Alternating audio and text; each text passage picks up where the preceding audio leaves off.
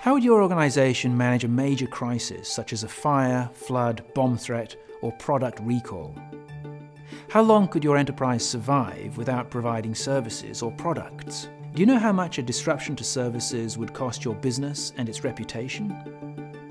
And do you know what your organisation's greatest risks are?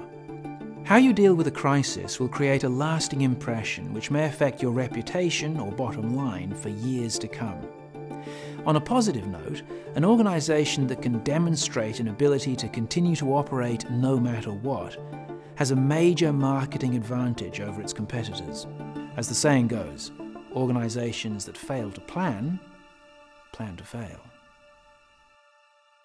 Business continuity management and disaster recovery planning are part of an organisation's risk management processes. They're about identifying the core business activities and the core infrastructure that organisations need to deliver their services to their clients and customers and stakeholders, and the ways that they can protect those infrastructure and activities.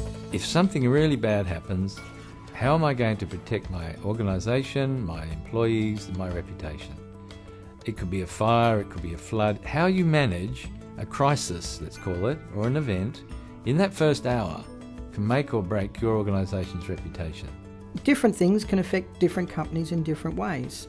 If an organisation has structured plans in place or structured capability in place to respond to certain events, they may be able to weather the storm. Organisations that have done pre-planning, have thought through the consequence of this type of event happening to them and have steps in place and processes in place are much more able to respond. This process should be driven from the top down. It should be driven by the senior management of the organisation, and it should be done because the organisation understands the need to do it and not just for a tick in an audit box or a compliance requirement. Well, business continuity planning obviously has a cost, and it's the cost of the labour and time to do it. Not at all significant when you compare it to the potential cost of not doing anything. When you're stuck out there on the nature strip and you can't get into your building and your whole business stops, what is the cost to you? Waiting until you're on the nature strip watching the smoke rise is not a good time to start doing your planning. The problem that a lot of organisations have is they don't have someone with either the background and experience or the time to putting all this together.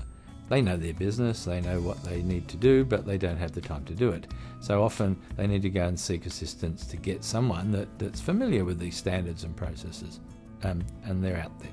Business continuity management and disaster recovery planning processes may help you understand what you have, what your core dependencies are, and how you can protect them. So as we've heard, operational downtime can cost organisations big money and their reputation.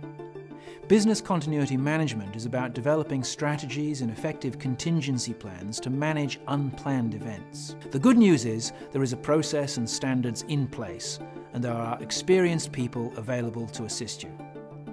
Should you have any further inquiries or concerns regarding business continuity or disaster recovery, please contact our consultants or your regular contact at Southern Cross Computer Systems.